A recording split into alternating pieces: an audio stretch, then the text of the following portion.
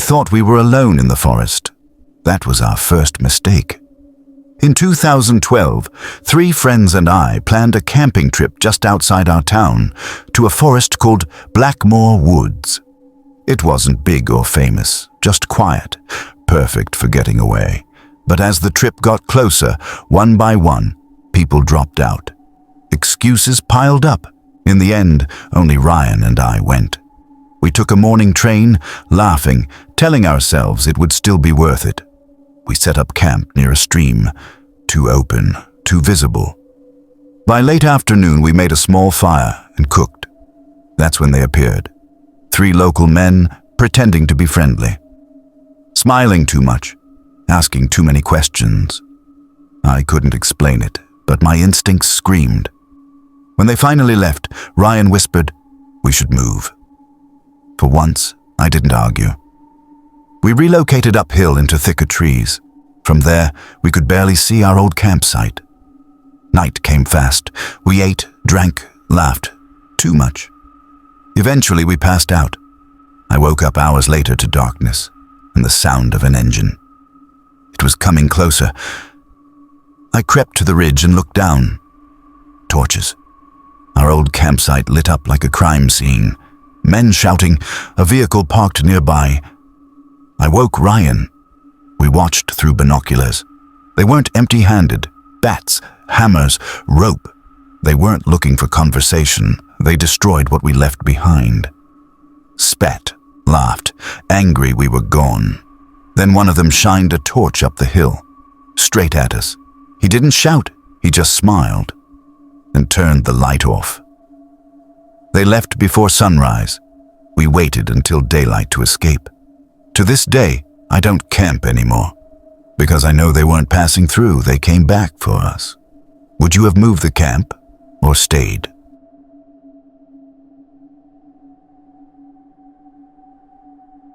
I was 10 years old the first time I learned that darkness doesn't always come from turning off the lights. It was 2005. My parents left me home alone for the first time while they went out for dinner. I wasn't supposed to be scared, but I was. I turned on every light in the house anyway. I had snacks, movies, and my old game console to keep me distracted. They said they'd be back by 10. Just as the sun disappeared, a storm rolled in. Thunder cracked, rain slammed the windows. Then, everything went dark. The power died instantly. I grabbed a flashlight and sat on the couch, wrapped in a blanket, telling myself it was fine. I don't know why I looked up, but I did. In the corner of the room, something stood where nothing should have been. A tall shadow, perfectly still. I hid under the blanket, heart pounding, barely breathing. Slow footsteps crossed the floor. Closer, then a whisper, soft, calm, right next to me. It stopped suddenly. Silence filled the room. Then I felt something brush my arm. A voice whispered one word, "Go." I ran. I didn't grab shoes. I didn't look back. I sprinted to my neighbor's house with the blanket still over my head. The police came later. They said there was no sign of anyone inside the house. But when my parents turned the lights back on, the flashlight I dropped was standing upright in the corner. Do you think it was imagination or something else? My name is Evan. When I was a teenager, I had a habit of getting bored easily. I promised myself I'd never touch anything dangerous, but boredom has a way of bending rules. One afternoon at school, a classmate named Lena casually mentioned that the best stuff came from places most people were too afraid to look. I knew a little about hidden corners of the internet, but I never imagined anything real could come from them. A few days later, Lena told me not to worry. She'd already handled something for me. About a week later, I was home alone on a Friday night when someone knocked.